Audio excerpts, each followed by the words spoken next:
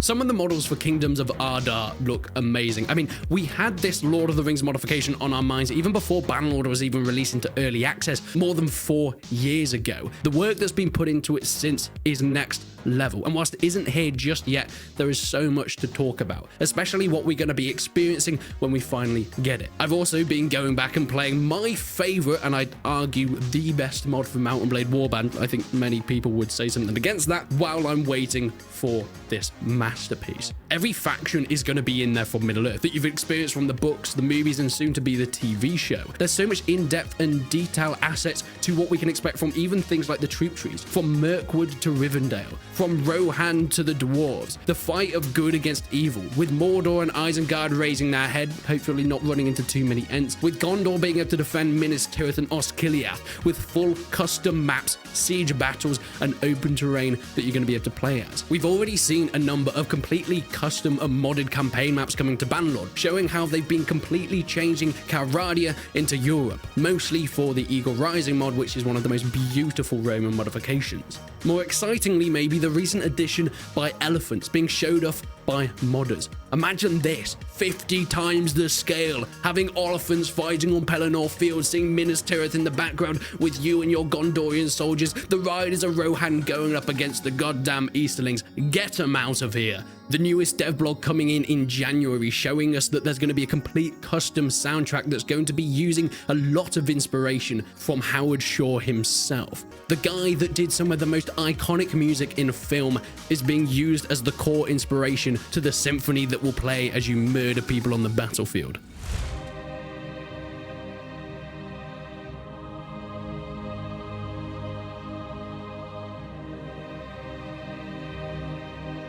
Oh, it doesn't get much better than this. More recently, their Discord posting some of the new updates and screenshots that have been worked on so far. In December of 2021, we saw some of these beautiful guys. Look at that. Look at the armor. How does it look so good? The full expectation of the mod is to use inspiration not just from the movies, but the deeper lore as well. We can see in the top left the major factions, the minor factions, and of course the bandit factions that we'll be having, and their position in the world map on the right there. But what have I been doing whilst I've been waiting? What has been taking my fancy if I wanted to get some Mount & Blade Lord of the Rings goodness? Well, there's no other mod for me than Blood in the West. Oh my god, I love this mod. I want to play it now. Come on, fellowship. Into battle we run. Let's go. Oh, good job, Aragon. Good job.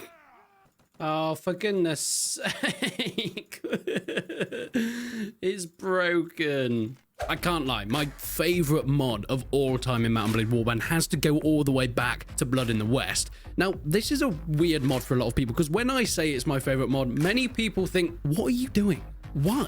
Because it isn't all that polished, it's not all that incredible or even that in-depth, but the way it looks aesthetically, reskinning the whole map, reskinning everything to Lord of the Rings makes it so immersive. Having troops that line up like Gondorian soldiers, or archers behind, anywhere from Rivendell to Mirkwood Forest archers, and having the Fellowship with you, Gandalf who can use spells up against the mighty trolls. It is a beautiful modification, and of course you can see the fell beasts in the back. The whole custom map itself is incredible as well, having everything where it should be, and of course being able to recruit the selected soldiers at that place. The end goal for me when I'm playing it mostly is to play as Gondor and ride into Mount Doom, do a battle at the gates of Mordor and finding my victory there, or even going on the defensive in Osgiliath and Minas Tirith. Every map is modeled to how they should be, and this is something that I really want to see replicated in Bannerlord, especially the Kingdoms of Arda mod. I don't want anything all that complicated.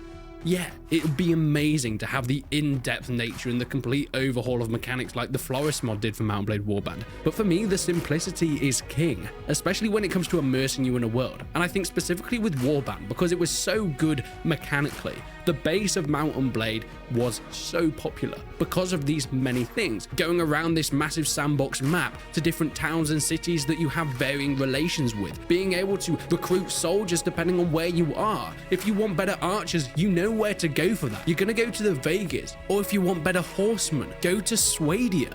And that was translated so well in Blood in the West. You get your best archers from the elves, you get your best infantry from Gondor, you get your best cavalry from the Rohirrim, and you get your best meat shields from Hobbiton. And that translation between mechanics of an original base game and of course the modifications that bring Middle-earth into Mount and Blade is what for me makes a game and a modification blend so well. And that blend is what makes a successful mod within a title. And don't get me wrong, Kingdom of Arda seems to be going that way. And my god, for me, if it is half as good as Blood in the West was, I think this could be one of the best mods for Mount and Blade 2 Bannerlord ever made.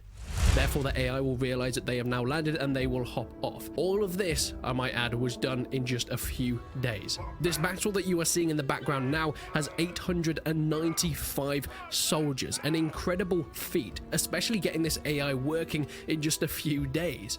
These longships look fantastic as well, by the way, finally adding in the sails.